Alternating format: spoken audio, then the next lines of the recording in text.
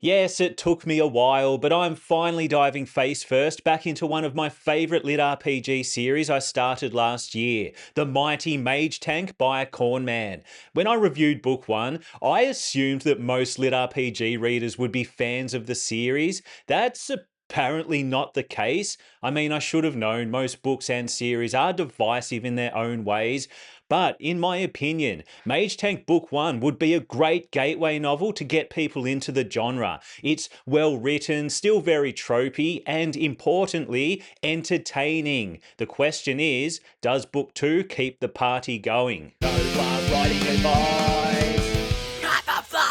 Before we dive into the ratings, oh, hang on, is this the first non-indie book I'm subjecting to my new rating system? I actually think it might be. Well, this should be interesting. Anyway, what's the story?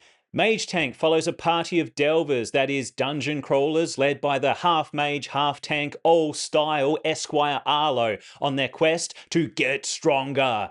I mean, there's more to it than that, but yeah, that trope's pretty much a staple of the genre at this point. In Book 2, a bunch of godlike avatars are up to a bit of mischief, giving the party a good reason to want to get stronger. See, it's okay if there's a good reason. The gang are essentially aiming to complete a special delve for reasons I can't state due to spoilers. Let's just leave it there. The story takes place in a well-crafted and interesting world that has several complex layers. Yeah, that's why I'm giving the world building a pause. Yes, I will be poking fun at the pause mechanic throughout this review. It's distracting, isn't it? Anyway, world building, I give it a 4 out of 5. If anyone's unfamiliar with my rating system, a 4 is a great score. I'm stingy when it comes out to dishing anything above a 4, or below a 2 for that matter. To score so highly or so lowly, the element I'm rating must be mind-blowing for either the right or the wrong reasons. So, like I said, Mage Tank is very tropey in the lit RPG sense. There are stats, skills, evolutions, levels, dungeon crawling, godlike entities, a mysterious system, the list goes on. Well, that's actually probably most of it, but if you've read any conventional lit RPG, you'll know what to expect. There aren't really any surprises, which is partly why I consider the world building great and not mind-blowing. Most of it feels derivative, highly inspired by other series, which is fine because the world and system still feel fresh. Arlo's blended class and ever-growing array of skills are creative. The system overall is complex and creative, and actually has a reason to exist. No spoilers, but Book 2 delivers some nice reveals. The scope of the world building does zoom out to include the different nations and international relations. Each culture feels unique and well crafted, as do the different regions, especially the third layer, if you can call that a region. We get a little more insight into how that realm works. It's a great setting because it breaks up the monotony of the physical world. You know, walking around being governed by the laws of physics gets old after a while, but that's life, isn't it? What about the characters? Overall, the author or authors, I believe this one's co-authored, have assembled a compelling cast of distinct characters, which is why I'm giving characters pause 3.5 out of 5, which is to say, they're good. I do have some issues with the characters, more around how they're used than the characters themselves, but the good far outweighs the questionable. Each character in the party has their own motivations, although the author does get them to explicitly state them at one point, almost breaking the fourth wall, but that's more a writing issue than a character issue, so I'll leave that alone for now. As a protagonist, Arlo isn't the OP know-it-all. Although he is heading in that direction, he's still somewhat grounded at this point, and he does face several moral dilemmas and moments of introspection. Morally, he's being pulled in multiple directions, which makes sense. He's been transplanted from our world and thrust into a life of combat and fighting to the death, so he should be battling a certain degree of internal conflict. As the group leader, Arlo also faces tough decisions, which are often made tougher due to the delve core on his shoulder. Grotto, his bonded familiar, is a great source of entertainment. Overall, there is an entertaining cast of supporting and side characters, all with unique personalities. Even the characters who are only temporarily on the scene, or in the scene, whatever, are memorable. What was that one guy's name? Uretzi? Something like that? Anyway, plenty of entertaining banter and character moments. It's one reason I've been drawn to Lit RPG. You can get away with a lot more silliness. It's just a good silly time all round. In book 2, we get deeper insights into each party member. I will say the newest member, Etcha, seems like a bit of an afterthought for a lot of the book. I forgot she was even in the party a few times. She does start to play a bigger role towards the end of the story, but I wouldn't say she gets any meaningful character development. With that said, it seems like the series is building towards that in later books, so I guess I'll need to keep reading. Because the gang ventures to Nourali's homeland, she's the group's alchemist. She does get plenty of page time and characterization, which is nice. From memory, she took a bit of a backseat for most of book 1, as Etcher does in book 2, so I do expect each character in turn to be put through character defining moments of pure hell as the story progresses. I'm comparing it to book 1, but book 2 doesn't have as many of those big character defining moments. If you look at book 1, Arlo, Varen, even Grotto are all fairly different by the end, but book 2 doesn't quite hit that same level of character development. It's more hinted at than executed. In book 2, our antagonist, Orexus, assuming he will continue to be the antagonist, his lack of page time in book 2 does make me wonder. But he's mostly absent, and we don't get any additional characterization there until the epilogue. The team mostly faces a series of different adversaries unrelated to the avatars. In that sense, the plot's still in a bit of a messy state, but I assume it all makes sense in the wider scope of the series. One of the big character drawbacks for me is Arlo. Book 2 has a lot of exposition and inner monologuing. It's in first person, so it's kind of expected to an extent. But the more I hear Arlo talk about himself, the more annoying his monologuing gets. He's almost starting to sound a little too self-righteous, not Jason Asano levels of self-satisfaction, but there are some "I'm such a cool guy" vibes coming through, which is fine on its own if that's the character, but Arlo doesn't fully get challenged on those beliefs in book 2. He's still in a position to be merciful and do what's right. It's another, well, maybe later in the series moment. Yes, he's tested physically and mentally, but is he meaningfully changed by the end of the story? When the story does wrap up, it feels like we're missing part of his character arc. Funnily enough, it also feels like we're missing part of the plot. That brings us to storytelling, which I give a pause. No, actually pause, because this is a tough one. Let me justify this score before I say it.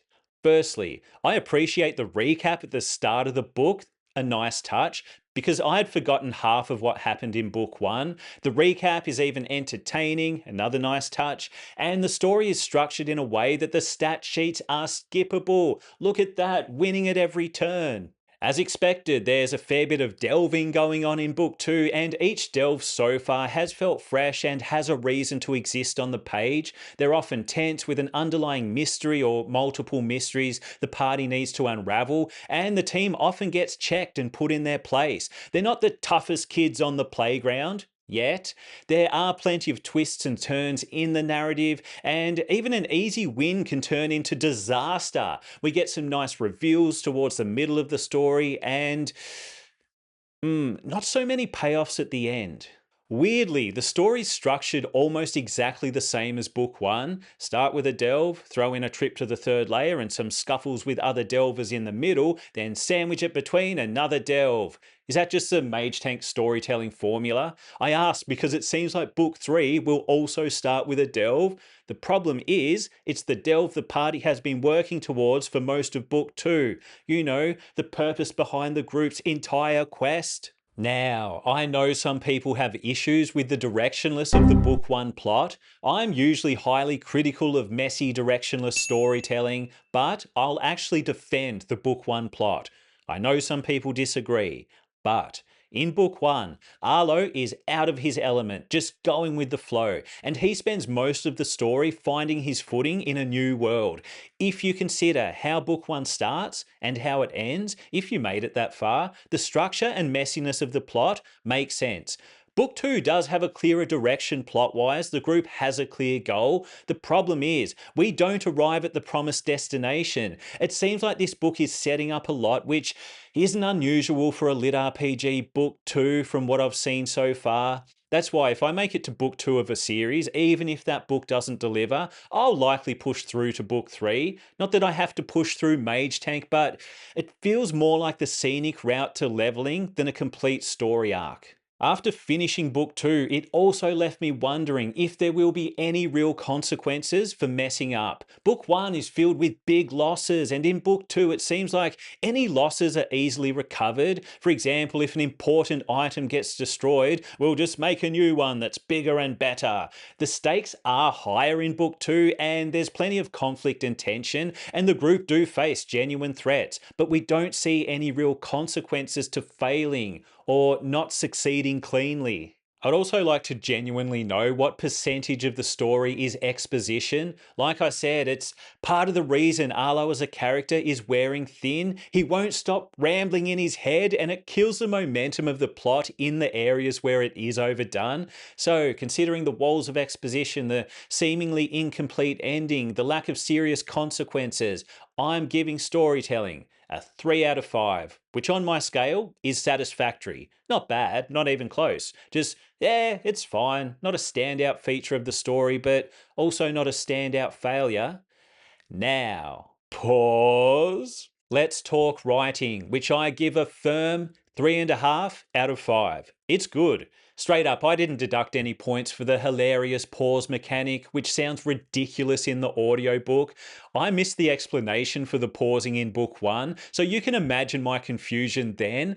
It's a hazard of listening to audiobooks hands-free and not being able to skip back when life throws a distraction in your face or in your ears. Anyway, gratefully, the author Cornman dropped a comment in the review, explaining that pause describes pretty much a visual accent or gesture, essentially a pause in the Eshan language. It's just that pause in audio format, it's very distracting. I also don't deduct points for simple prose unless the simpleness creates issues with clarity, which in Mage Tank, Book 2, it doesn't. Descriptions are minimalist but clear, and the writing does have character, especially the dialogue, plenty of witty banter and funny lines. It's one of those books that genuinely makes me laugh out loud. It's the use of language, timing, and word choices for maximum comedic impact that makes up for some of the shortcomings of the writing, like the over-explaining, the info dumping, the relentless expounding. At times, the writing feels a bit repetitive, like it's repeating points or information that's already known. It could be a side effect of the web novel format, I don't know. Either way, overall, the humour is the gravy that makes the less tasty parts of Mage Tank, the Mage Tank meal, go down easier. Just slides down your throat. Pause. That's the last one, I promise.